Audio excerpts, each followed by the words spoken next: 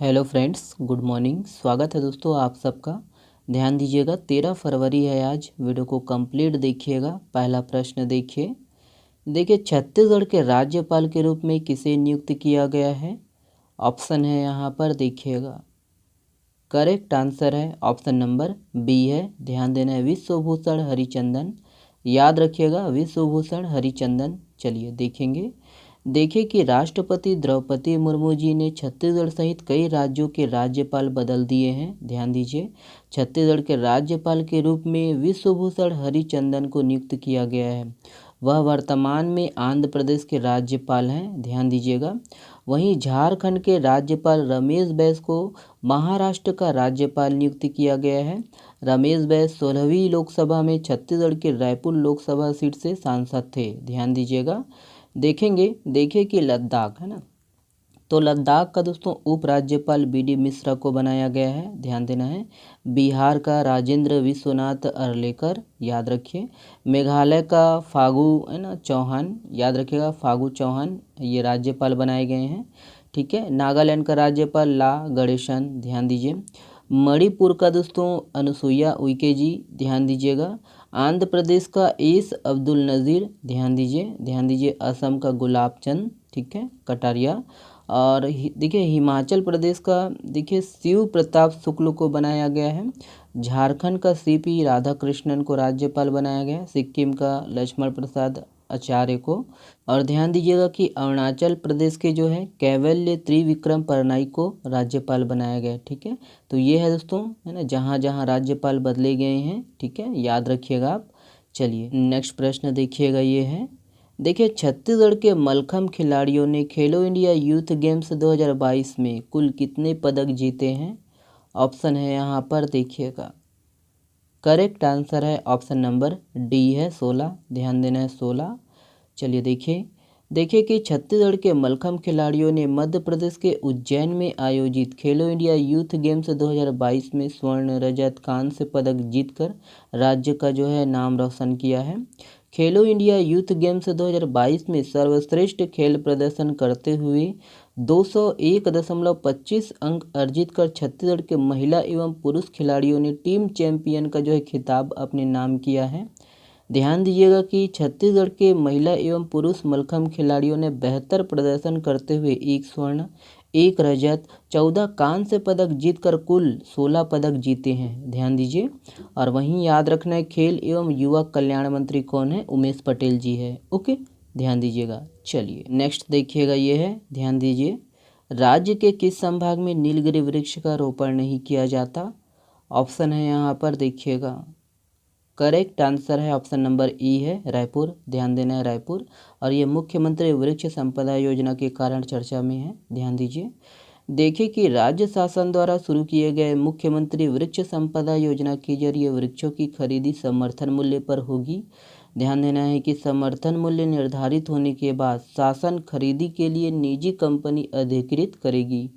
देखिए कि वर्तमान में छत्तीसगढ़ दोस्तों वनाच्छादित राज्य है और यहाँ दोस्तों प्रदेश के बस्तर, बिलासपुर और सरगुजा संभाग के किसान जो है नीलगिरी का रोपण करते हैं। ध्यान दीजिए। और इसकी खरीदी जो है तेलंगाना एवं मध्य प्रदेश के पेपर मिलों द्वारा किसानों से वृक्ष खरीदा जाता है। ध्यान दीजिए कि छत्तीसगढ़ राज्य सरकार द्वारा दोस्तों वृक्ष खरीदी कर किसानों को लाभ की पूरी राशि उनके खातों में जमा कर दी जाएगी। याद रखिए कि मुख्यमंत्री भूपेश बघेल ने 17 दिसंबर 2022 को छत्तीसगढ़ गौरव दिवस के अवसर पर मुख्यमंत्री वृक्ष संपदा योजना की घोषणा की थी। ध्यान देना है, इस योजना के लिए 100 करोड़ रुपए राशि देने की घोषणा की है। ओके, चलिए अगला प्रश्न देखिएगा, ये है। नेक्स्ट देखिए, ये है। देखिए हाल ही में चर्चित बोडला विकास खंड छत्तीसगढ़ के किस जिले में स्थित है। ऑप्शन है यहाँ पर देखिएगा। करेक्ट आंसर है ऑप्शन नंबर बी है, कवर्धा। ध्यान देना है, कवर्धा।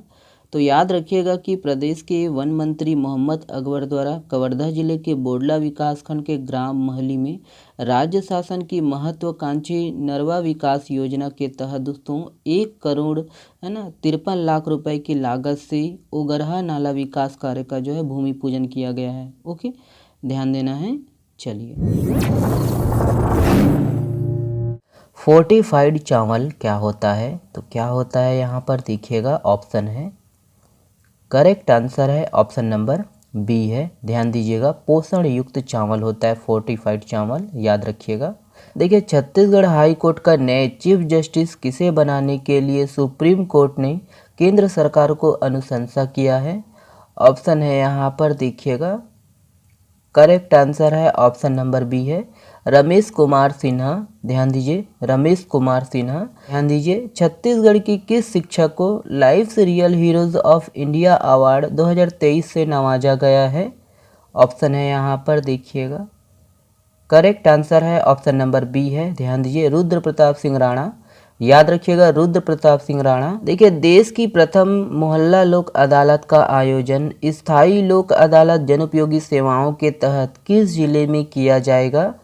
ऑप्शन है यहाँ पर देखिएगा, करेक्ट आंसर है ऑप्शन नंबर सी है, बिलासपुर। ध्यान दीजिएगा, बिलासपुर। देखिए, भारत के किस राज्य केंद्र शासित राज्य में लिथियम के भंडार होने का पता लगा है?